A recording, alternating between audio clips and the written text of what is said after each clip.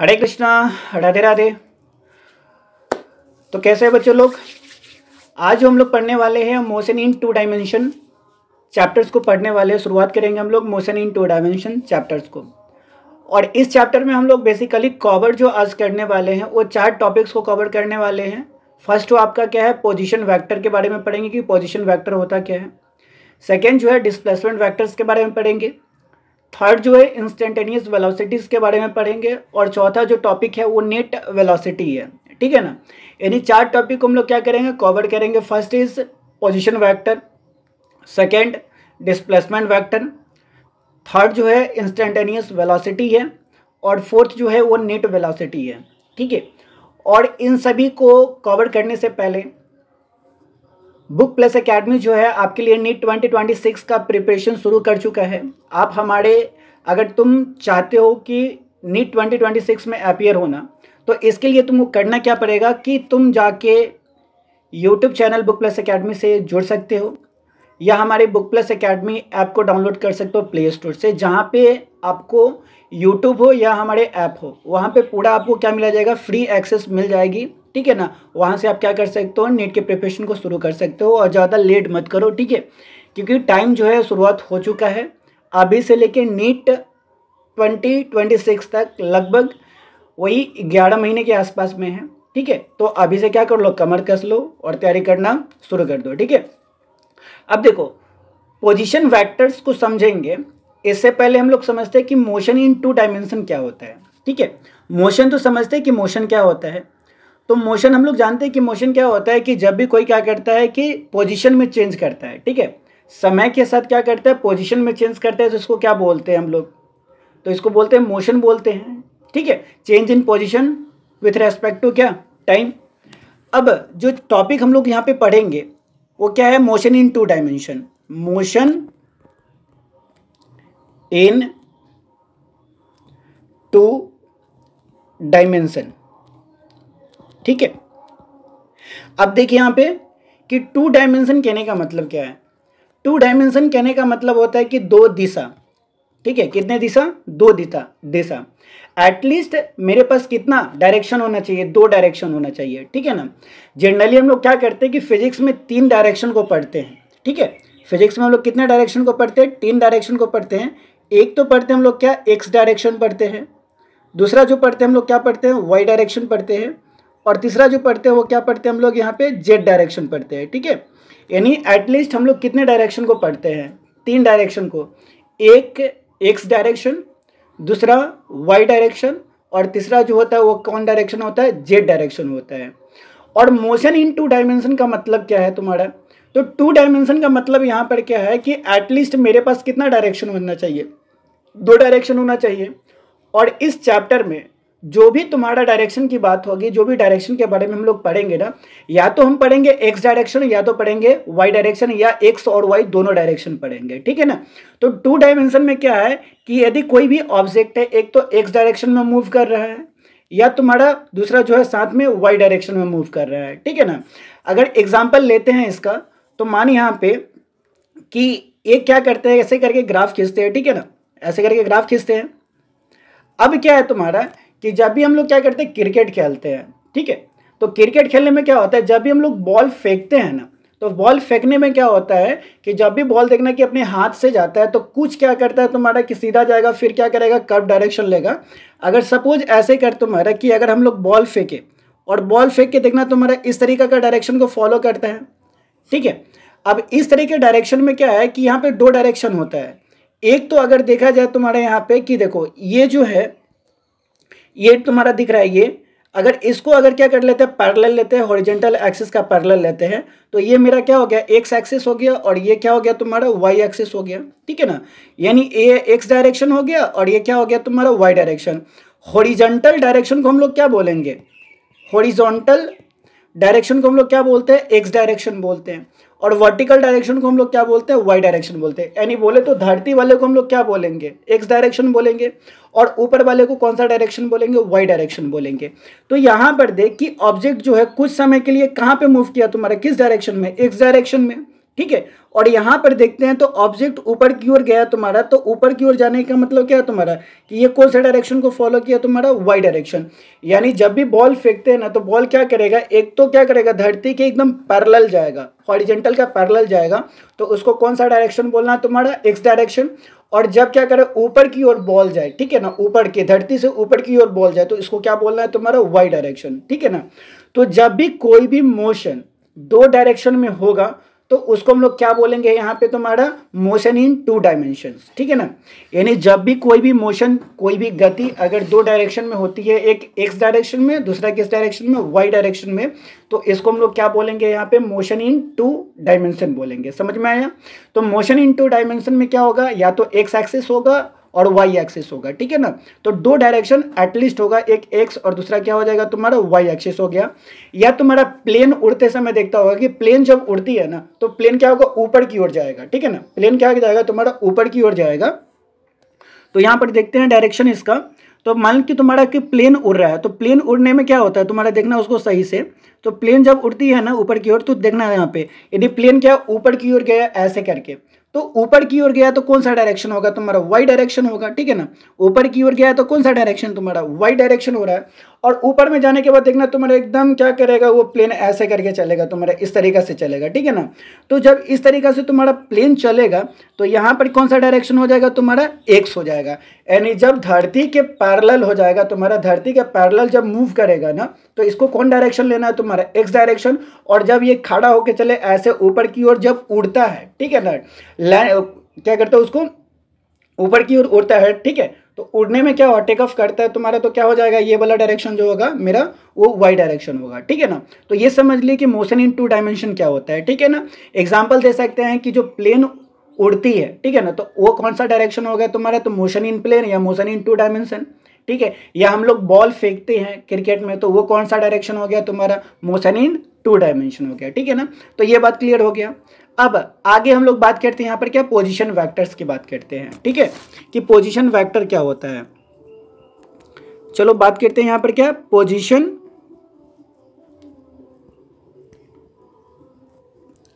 Vector, ठीक है। अब यह देखो नाम से ही स्पष्ट हो रहा है कि एक पोजीशन और दूसरा क्या है, वेक्टर। वेक्टर क्या करता है, किसी भी ऑब्जेक्ट के डायरेक्शन को क्या करता है, शो करता है। वेक्टर का काम क्या है यहाँ पे, तो वेक्टर हम लोग फिजिक्स में जनरली जो भी वेक्टर्स पढ़ते हैं तो वेक्टर क्या करता है, ये जो वेक्टर होता है ये क्या करता है, किसी भी ऑब्जेक्ट के डायरेक्शन को शो करता है। किसको डायरेक्शन शो करता है तुम्हारे यहाँ पे, डायरेक्शन को, कि ऑब्जेक्ट जो है किस डायरेक्शन में जा रहा है, ऊपर की ओर डायरेक्शन में जा रहा है या तुम्हारा नीचे की ओर डायरेक्शन में जा रहा है या कहीं कहाँ जा रहा है, ठीक है ना। तो वेक्टर कहने का मतलब क्या होता है, ये डायरेक्शन को शो करता है, ठीक है। और पोजीशन, तो जब कोई भी वेक्टर जो है ना पोजीशन को शो करता है, ठीक है ना, यानी जब भी वेक्टर का हेल्प लेते हैं हम लोग किस में, डायरेक्शन को शो करने में, ठीक है ना। यानी वेक्टर का यूज हम लोग कहाँ पे करते हैं, डायरेक्शन को शो करने में, पोजीशन को शो करने में करेंगे, तो इसको हम लोग क्या बोलेंगे, पोजीशन वेक्टर बोलेंगे। समझ में आई। यानी जब भी वेक्टर पोजीशन को शो करे कि ऑब्जेक्ट जो है स्टार्ट करके कहाँ से कहाँ तक पहुँचा, वो कहाँ पे है, तो इसको रिप्रेजेंट करने के लिए जिस वेक्टर का यूज होता है उसको हम लोग क्या बोलेंगे, पोजीशन वेक्टर, ठीक है ना। यानी इसको समझने के लिए हमको क्या करना पड़ेगा कि अगर मान लेते हैं हम लोग ऐसे करके यहाँ पे एक ग्राफ खींचते हैं, ठीक है ना, इस तरीके के ग्राफ खींचते हैं समझने के लिए, ठीक। अब मान लें कि यहाँ पे हम लोग पढ़ते हैं ना कि ग्राफ में कि ये जो होता है ये पोजीशन क्या होता है, ओरिजिन पोजीशन होता है, ठीक है ना। ये पोजीशन जो है मेरा ये, ठीक है ना, इस पोजीशन को हम लोग क्या बोलते हैं, ओरिजिन पोजीशन बोलते हैं, ठीक है। और ये कौन सा डायरेक्शन हो गया तुम्हारा, एक्स डायरेक्शन हो गया, और ये कौन डायरेक्शन हो गया तुम्हारा, वाई डायरेक्शन हो गया। अगर सपोज कर कि कोई ऑब्जेक्ट जो था पहले कहाँ पे था, ओ पे था, ओरिजिन पे था, पहले कहाँ पे था तुम्हारा पोजीशन, ओरिजिन पे था, और ये ना चलकर तुम्हारा एक पी पोजीशन पे पहुंच गया है, कहाँ पे पहुंच गया, पी पे पहुंच गया है, ठीक है ना। यानी ऑब्जेक्ट पहले कहाँ पे था, ओ पे था, अब कहाँ पे पहुंच गया है, पी पे पहुंच गया है, ठीक है ना। तो मान बताएं यहाँ पे कि ओ से पी को हम लोग क्या करेंगे, एक वेक्टर के हेल्प से क्या करेंगे, इसको ड्रॉ करेंगे, ठीक है ना, मिलाएंगे, ठीक है। तो मान लेते हैं कि यहाँ पे ऑब्जेक्ट जो था कहाँ पे था, ओ पे था, और ये ऑब्जेक्ट चलकर कहाँ पे चला गया तुम्हारा, पी पे चला गया, ठीक है ना, ऐसे करके यहाँ पे चला गया, ठीक है। तो यहाँ पर क्या है कि ओ से पी तक हम लोग डायरेक्शन को शो करने के लिए, पोजीशन को शो करने के लिए जिस वेक्टर का यूज करते हैं उसको क्या बोलेंगे हम लोग यहाँ पे? पोजीशन वेक्टर बोलेंगे। क्या बोलेंगे तुम्हारे यहाँ पे? पोजीशन वेक्टर्स बोलेंगे। बात आई समझ में? ठीक है ना। या तुम्हारे यहाँ पर देख कि एक और लाइन खींचता है कि मान लेते हैं कि ये P था और कोई यहाँ पर क्या है, एक पोजीशन है तुम्हारा R है, ठीक है ना। यहाँ पर ऑब्जेक्ट क्या किया, फिर यहाँ से ओरिजिन से चल के कहाँ पे पहुँच गया, तुम्हारा R पे पहुँच गया, ठीक है ना। तो ले लेते हैं कि ऐसे करके यहाँ पर क्या होगी, ये पहुँच गया, ठीक है। तो O से P, ठीक है ना, O से P तक हमको शो करने के लिए, पोजीशन को शो करने के लिए जिस वेक्टर का यूज करेंगे उसको हम लोग क्या बोलेंगे? पोजीशन वेक्टर्स बोलेंगे, ठीक है ना। और याद करना तुम्हारे यहाँ पे कि जो पोजीशन वेक्टर होता है ना बच्चा, उसको हम क्या करते हैं? आर से डिनोट करते हैं। पोजीशन वेक्टर को किससे डिनोट किया जाएगा? आर से डिनोट किया जाएगा, ठीक है। यानी पोजीशन वेक्टर को किससे डिनोट किया जाएगा? आर से डिनोट करेगा। तो ये क्या हो गया तुम्हारा, हम लोग लिख सकते हैं कि ये R1 हो गया, फर्स्ट पोजीशन वेक्टर हो गया, और ये क्या हो गया तुम्हारा? सेकेंड पोजीशन वेक्टर हो गया। बात है समझ में? ठीक है ना। तो ये R1 क्या हो गया? फर्स्ट पोजीशन वेक्टर, और ये R2 जो है वो कौन सा पोजीशन वेक्टर हो गया तुम्हारा? सेकेंड पोजीशन वेक्टर्स हो गया। तो R1 फर्स्ट पोजीशन वेक्टर और R2 क्या? सेकंड पोजीशन वेक्टर, ठीक है। अगर थोड़ा सा देखते हैं हम लोग एनसीईआरटी के बारे की, इस लाइन को देखते हैं, तो यहाँ पे इस डायग्राम को देख तुम, ठीक है। इसको ले जाते हैं हम लोग नीचे। चल बच्चा नीचे आ जा, आजा आजा आजा आजा आजा आजा आजा आजा आजा आजा। चलो तो यहाँ पे देख, ये देखो, ये क्या किया तुम्हारा कि ओरिजिन ओ डिनोट कर रहा है, ठीक है। तो ओरिजिन पर क्या था, कोई भी ऑब्जेक्ट अगर रेस्ट पे हो, तो जो ऑब्जेक्ट क्या करता है, रेस्ट पर होता है, उसको हम लोग क्या बोलते हैं? ओरिजिन पोजीशन बोलते हैं। अब इस ओरिजिन पोजीशन से कहाँ पे गया ऑब्जेक्ट तुम्हारा? P पर गया, और एक बार कहाँ पे गया? P डैश पर गया, ठीक है ना। तो ये तुम्हारा O से P तक, ये क्या है तुम्हारा? R जो है किसको डिनोट कर रहा है? पोजीशन वेक्टर्स को डिनोट कर रहा है, ठीक है ना। तो O से P तक को हम क्या करेंगे? पोजीशन वेक्टर हो गया ये R, और ये देख O से तुम्हारा P डैश तक क्या हो गया? ये R डैश पोजीशन वेक्टर हो गया, ठीक है। तो किसी भी ऑब्जेक्ट को क्या करेंगे? पोजीशन को शो करने के लिए वेक्टर का यूज करेंगे, तो इसको क्या बोलते हैं हम लोग यहाँ पे? पोजीशन वेक्टर्स बोलते हैं, ठीक है। अब ये बात हो गई।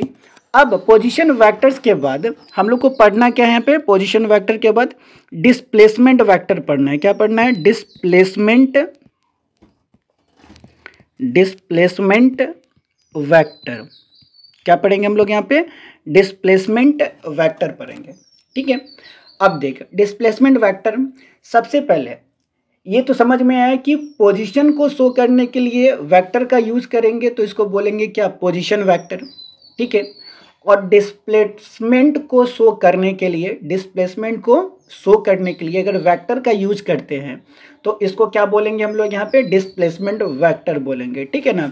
यानी पोजीशन को शो करने के लिए वेक्टर का यूज करें तो पोजीशन वेक्टर, और डिस्प्लेसमेंट को शो करने के लिए वेक्टर का यूज करें तो इसको क्या बोलेंगे? डिस्प्लेसमेंट वेक्टर बोलेंगे, ठीक है। इतना क्लियर हो गया।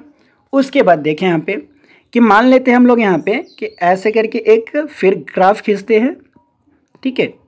ये क्या हो गया तुम्हारा? एक्स डायरेक्शन, और ये क्या हो गया तुम्हारा? वाई डायरेक्शन, और ये क्या हो गया तुम्हारा? ओरिजिन, ठीक है ना। और एक पॉइंट ले लेते हैं हम लोग यहाँ पे, जैसे अभी लिए तो ये मान लेते हैं ये P पॉइंट है, और एक पॉइंट ले लेते हैं यहाँ पर, क्या ये तुम्हारा P1 पॉइंट है, ठीक है ना। ये P पॉइंट और ये क्या है तुम्हारा? P1 पॉइंट है।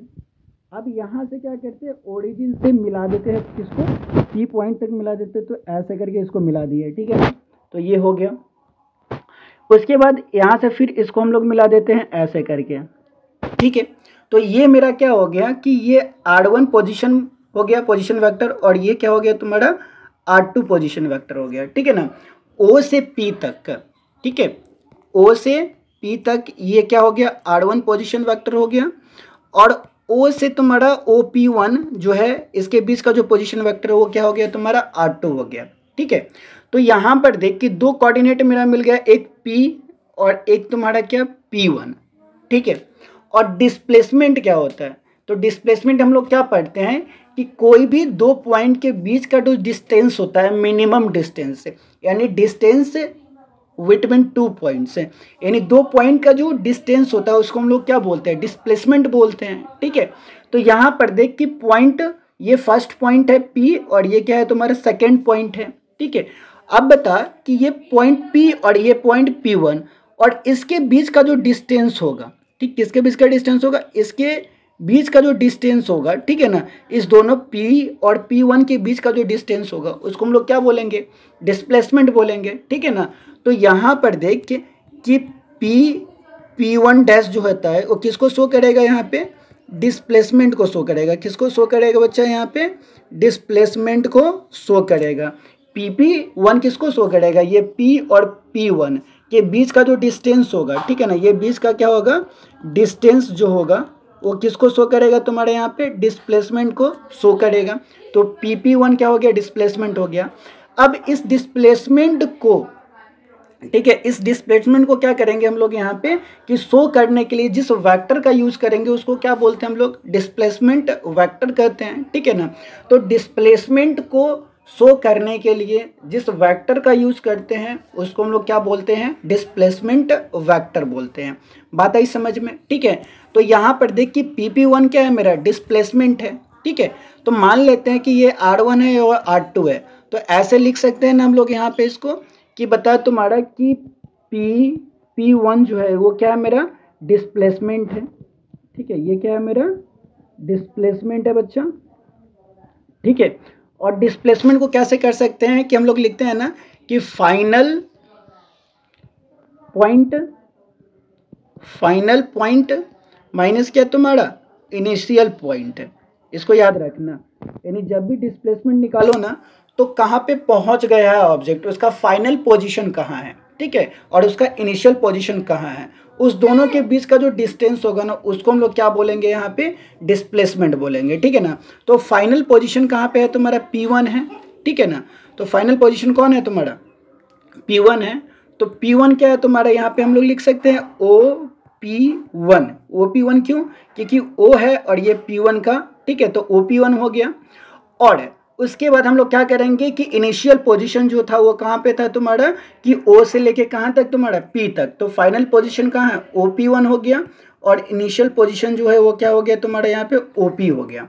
फाइनल पोजीशन कौन, OP1, और इनिशियल पोजीशन पॉइंट कहाँ पे था, OP था, ठीक है, हो गया। अब देख यहाँ पे कि देख OP1, O और P1 का जो डिस्प्लेसमेंट पोजीशन वेक्टर जो है वो क्या है तुम्हारे यहाँ पे, R2 है। तो ये R2 हो गया पोजीशन वेक्टर, ठीक है ना।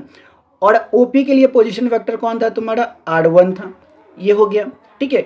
अब यहाँ पर क्या है कि डिस्प्लेसमेंट को हम लोग ना यहाँ पे शो करेंगे क्या, डेल्टा R से शो करेंगे, क्या से शो करेंगे, डेल्टा R से शो करेंगे, ठीक है ना। डिस्प्लेसमेंट को मोशन इन 2 डायमेंशन में किससे शो करेंगे हम लोग, डेल्टा R से करेंगे, ठीक है। तो डेल्टा R बराबर क्या हो जाएगा मेरा यहाँ पे, R2 माइनस क्या तुम्हारा यहाँ पे R1। तो ये क्या हो गया मेरा, डिस्प्लेसमेंट हो गया, कोई दिक्कत नहीं ना। तो ये क्या हो गया मेरा, डिस्प्लेसमेंट हो गया। इतना समझ में आई तुम्हारा यहाँ पे, ठीक है। तो बता कि ये समझ में आया कि पोजीशन वेक्टर क्या होता है और डिस्प्लेसमेंट वेक्टर्स क्या होता है, कोई दिक्कत इसमें, ठीक है, नहीं ना। तो ये दो चीज़ अगर समझ में आ गया तुम्हारे कि पोजीशन वेक्टर क्या होता है, उसको कैसे रिप्रेजेंट करते हैं, और डिस्प्लेसमेंट वेक्टर क्या होता है उसको कैसे रिप्रेजेंट करते हैं, जब ये दो चीज़ कंसेप्ट तुमको समझ में आ जाएगी ना तो तुमको आगे जो हम लोग पढ़ेंगे कि वेलोसिटी कैसे निकालते हैं वो ऑटोमेटिक तुमको क्या हो जाएगा, समझ में आ जाएगा, ठीक है। तो ये चीज़ थोड़ा सा देख ले, ठीक है। कोई दिक्कत हो तो क्या कर सकते हो तुम, कमेंट सेक्शन में डाल सकते हो, फिर हम लोग क्या करेंगे कि आगे इसका मूव फॉरवर्ड करेंगे, ठीक है। तो ये हो गया तुम्हारा। अब हम लोग पढ़ लिए क्या, पोजीशन वेक्टर और डिस्प्लेसमेंट वेक्टर। अब हम लोग को पढ़ना क्या है, इंस्टेंटेनियस वेलोसिटी, ठीक है ना। इंस्टेंटेनियस वेलोसिटी क्या होता है और नेट वेलोसिटी क्या होता है, ठीक है। तब तक के लिए तुम बुक प्लस एकेडमी को सब्सक्राइब करो, डाउनलोड करो और हमसे ज़्यादा से ज़्यादा जुड़ जाओ, ठीक है।